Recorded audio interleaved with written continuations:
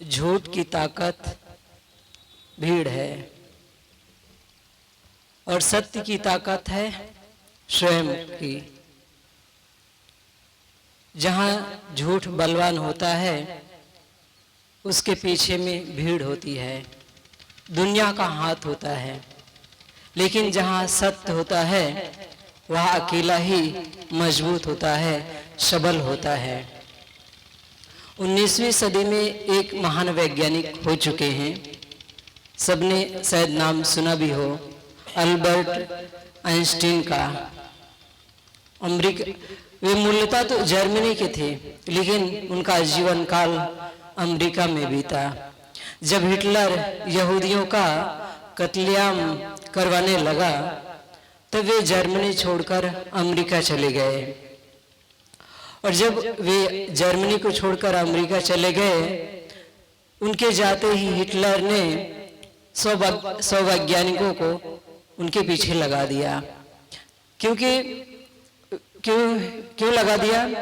Hitler ने उन वैज्ञानिकों को यह काम दिया कि आइंस्टीन ने जो सिद्धांत खोज की, जो सिद्धांत बनाया, ढूंढा, खोजा, उसको आप सब असत्य करें, झूठा साबित करें।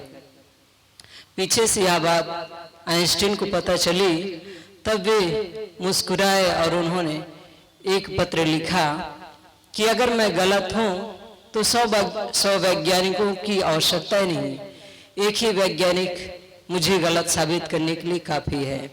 लेकिन अगर मैं सही हूं, मैं सच्चा हूं, तो 100 नहीं, हिटलर हजारों वैज्ञानिकों को मेरे पीछे लगा दे, मेरे सिद्धांत को गलत साबित करने के लिए लगा दे, मैं गलत नहीं हो सकता हूं। बंधुओं, इस घटना को मैंने क्यों कहा? संत गुरुजन संतों को बुलाकर एक ज्ञान की शिला रखते हैं, या कहें यज्ञ करवाते हैं। उस ज्ञान यज्ञ में मनुष्य आकर अपने आप का उद्धार कर सकता है, मुक्ति को उपलब्ध हो सकता है। लेकिन वहां लोग नहीं जाते। अभी हम देखें तो यहाँ कितनी उपस्थिति है। क्यों? क्योंकि यहाँ सत्य की चर्चा हो रही है, सत्य की बातें हो रही है, इसलिए लोगों की भीड़ नहीं है। और ठीक इसके विपरीत यहाँ कोई अभिनेता या राग रंग का कोई कार्यक्रम होता तो शुरू होने से पहले ही यहाँ का जो मैदान खाली है सब भर चुका होता। क्यों? क्योंकि वहाँ राग रंग है, वहाँ झूठ का प्राबल्य है, झूठ का सत्यारोपण हो रहा है। तो बंधुओं, झूठ की ताकत भीड़ है, दुनिया का हाथ है, लेकिन जहां सत्य है वह अपने आप में प्रकाशित है। सारे अंधकारों को दूर करने का एक माध्यम है सूर्य। एक सूर्य सभी अंधकारों को दूर कर देता है। तो बंधुओं, अगर हमें सचमुच मुक्ति को पाना है, मोक्ष को उपलब्ध होना है, तो स्वयं को जानें। और स्वयं को हम तभी जान पाएंगे जब हम निरंतर संत गुरुजनों का सानिध्य प्राप्त करें, उनकी शरण में आएं और उनके द्वारा जो उपदेश, जो ज्ञान की चर्चा बताई जाती है, कही जाती है, उन चर्चाओं को ध्यान से सुने और उन पर चलने का प्रयास करें। केवल ज्ञान की बातें सुन लेने से जीवन नहीं बदलता। अगर केवल सुनने से जीवन बदल जाता तो हम सबका उद्धार हो गया होता। क्यों? क्योंकि हम बचपने से संत गुरुजनों की वाणियों को, महापुरुषों की वाणियों को सुनते चले आ रहे हैं। लेकिन आज हम देखें तो हमारे जीवन में जो दुख है, जो अशांति है, जो पीड़ा है, वह ज्यों का त्यों बनी है। क्यों? क्योंकि हम केवल सुन रहे हैं, उनके बताए हुए मार्ग पर हम चल नहीं रहे हैं। संत गुरुजन महापुरुष हमें निरंतर उपदेश करते हैं, कर रहे हैं कि अपने विकारों को जीतो, अपनी गंदी आदतों का त्याग करो, काम क्रोध जो मनोविकार हैं उसको हटाओ और प्रेम सद्गुणों को धारण करो। लेकिन हमें सद्गुणों में जीना, प्रेम में जीना दुर्लभ लगता है, कठिन लगता है। क्यों? क्योंकि वो अनादिकाल से मन हमेशा बाहर की यात्रा किया है, संसार की यात्रा किया है, और इसलिए ना चाहते हुए भी हमारा मन राग रंग में स्वतः ही खींचता चला जाता है। लेकिन जहाँ सत्य की बातें होती है, जहाँ प्रेम पर चलने का मार्गदर्शन किया जाता है, वहाँ हमारा मन जल्दी लगता नहीं है। गंदी बातों को मन जल्दी याद कर लेता है, उस तरफ भाग जाता है, लेकिन ज्ञान की बातों को धारण करने में उसे कठिनाई महसूस होती है, क्योंकि अनादिकाल से मन उन्हीं विषयों का सेवन किया है, और इसलिए वे जो बंधन हैं वे ही हमें प्रीतिकर लगने लगे, वे हमें प्रीतिकर हो गए। और बंधुओं, जो बंधन है, जो हमें दुख दे रहे हैं, पीड़ा दे रहे हैं, अगर वही बंधन हमें प्रियकर हो जाए, हमें प्रिय लगने लगे, तो हमारा उद्धार कैसे होगा? हमारा उद्धार तभी हो सकता है जब हम अपने आप को जाने, और अपने आप को जानने का माध्यम है, जैसे मैंने कहा, कि संतों का सानिध्य।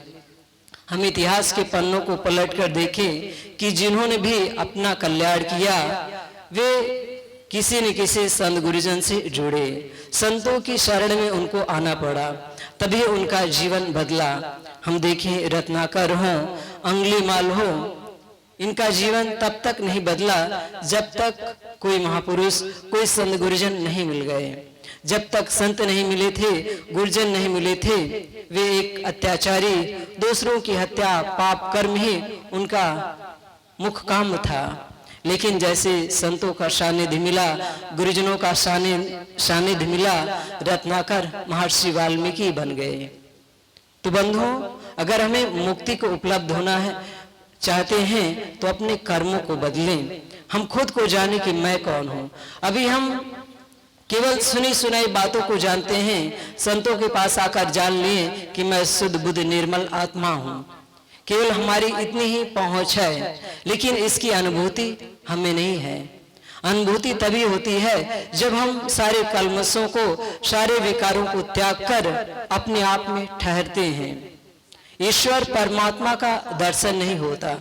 बहुत बार मंचों से या कहें कथा का लोग कहते हैं कि अमुक उपासना करो, अमुक कर्मकांड को तुम करो तो तुम्हें परमात्मा दर्शन देगा, लेकिन और दूसरी तरफ कहते हैं कि वह परमात्मा सच्चिदानंद है, अविनाशी है, और उस दूसरी तरफ उसका दर्शन भी कराते हैं। बंधुओं, जो चीज अविनाशी है, एक रस रहने वाली है, सच्चिदानंद है, उसका हम दर्शन कैसे कर पाएंगे? दर्शन उस चीज का होता है जो जड़ पदार्थ हो, जड़ दृश्य का ही दर्शन होता है। हम देखें, हमारे शरीर में अंतरात्मा या कहें जीव मौजूद है, लेकिन जब व्यक्ति इस दुनिया से, इस संसार से जाता है, हम उसके पास से क्यों न खड़े हों, क्या उस वक्त हम उसकी आत्मा को निकलते हुए देख पाते हैं? नहीं देख पाते। क्यों? क्योंकि वह जड़ से सर्वथा भिन्न चीज है, वह अविनाशी है। हम आंखों से जो भी देखते हैं वे सब जड़ दृश्य हैं, उसका दर्शन नहीं हो सकता। तो जो ईश्वर है, जो परमात्मा है, उसको हम जड़ आंखों से नहीं देख पाएंगे। हमारा पूरा शरीर जड़ है, और इसी जड़ शरीर के भीतर परम अविनाशी आत्मा विद्यमान है, और उसकी अनुभूति तभी होती है जब मन निर्ग्रंथ हो, मन विकारों से रहित हो। जब हम निरंतर संतों के पास आते हैं, उनके ज्ञान अमृत में वचनों को सुनते हैं और उस पर चलने का प्रयास करते हैं, तब मन निर्मल बनता है। तब मन में जो कल्मश हैं, जो विकार हैं, वे धुलते हैं। लेकिन अधिकतर लोग भक्ति के मार्ग पर आकर थोड़ी विघ्न बाधाएं पड़ी जीवन में, तुरंत बदल जाते हैं और भक्ति का मार्ग, संतों का मार्ग त्याग देते हैं और कहते हैं कि भक्ति में शोभती नहीं। जब से हम संतों से जुड़े, भक्ति को धारण किया, हमारे जीवन में दुख आना शुरू हो गया और वे फिर वापस लौट जाते हैं। लेकिन जो बंधु, जो सज्जन निरंतर कठिनाइयों को पार करते हुए संतों से जुड़े रहते हैं, भक्ति के मार्ग पर चलते रहते हैं, उनका जीवन प्रकाशित हो जाता है। भगवान बुद्ध की घटना है। भगवान बुद्ध यूपी बिहार में ही उनका पूरा जीवन काल बीता। एक बार आनंद के साथ वे कहीं जा रहे थे, चलते चलते उनको प्यास लगी और उन्होंने आनंद से जल मांगा कि देखो पास में कहीं जल हो तो लाओ, पानी पीकर आगे चलते हैं। भगवान बुद्ध एक वृक्ष के नीचे बैठ गए और आनंद एक झरने के पास गए। आनंद देखते हैं कि ऐसा लगता है कि कुछ देर पहले ही इस झरने से, इस नदी से कुछ जानवरों या कहें बैलगाड़ियों की पार करने की जैसी स्थिति बनी थी कि कुछ बैलगाड़ियां या कुछ जानवर नदी क्रॉस किए हैं, पार किए हैं। और स्वाभाविक है जब नदी से कोई जानवर पार करेगा तो जो नीचे की जो कलमस हैं, जो खरपतवार हैं, वे सब ऊपर आकर पानी में मिल गए, इसलिए पानी दूषित हो गया था, गंदा दिख रहा था। वे वापस लौट आए और बोले भगवान नदी का जल दूषित है, आगे चलते हैं, आगे नदी मिलेगी और वहां का जल स्वच्छ होगा, वहां से पी लेंगे, क्योंकि पास की जो नदी है उसका जल दूषित है, गंदा है। भगवान बुद्ध ने कहा नहीं, तुम दोबारा जाओ और जल लेकर आओ, जल पीकर ही हम आगे चलेंगे।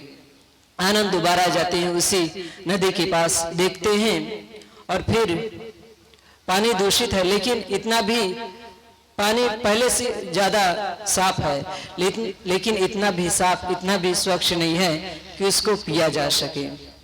वे फिर वापस लौट आते हैं और फिर भगवान बुद्ध से कहते हैं कि जल पीने योग्य नहीं है। तीसरी बार भगवान बुद्ध फिर भेजते हैं कि नहीं, जल लेकर आओ। इस बार जाते हैं आनंद तो देखते हैं कि जल साफ है, जो खरपतवार थे नीचे बैठ गए थे और जल एकदम शीतल चमक रहा था। आनंद जल भरते हैं और लाकर भगवान बुद्ध को देते हैं।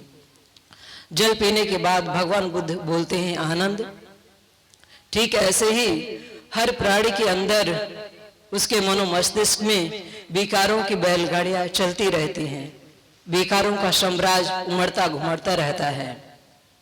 जो साधक, जो मनुष्य निरंतर इसे त्यागता रहता है, सावधानी पूर्वक जीवन जीता रहता है, धर्म के मार्ग पर लगा रहता है, घबराता नहीं है, वही मन रूपी नदी से शांति रूपी जल को पाता है। तो बंधुओं, हमारे जीवन में जो दुख है, जो अशांति है, जो पीड़ा है, उसको हम देखें कि हमारे मन के नाते ही है। हमने ही मन को दूषित करके उसे विकारी बनाया है। मन अपने आप में कुछ नहीं है, न मन सुख देता है और ना ही दुख देता है। वह हम पर निर्भर करता है, क्योंकि हमारी सत्ता से ही वह बलवान है। और हम अपने आप को तभी जान पाएंगे कि मैं कौन हूं। जब हम खुद को जान पाएंगे तभी मन को समझ पाएंगे। लेकिन अभी हम खुद को नहीं जानते तो मन को कैसे जानेंगे? और जब तक मन को नहीं जानेंगे, हमारी जो पीड़ा है, हमारा जो दुख है, वह मिटेगा नहीं। तो हम सबको चाहिए कि हम खुद को जाने कि मैं कौन हूं। और यह तभी संभव होगा जब हम निरंतर संतों का सानिध्य प्राप्त करें, उनकी शरण में आए और उनके बताए हुए ज्ञान के अनुसार जीवन को धारण करें, तभी हमारा जीवन सार्थक होगा।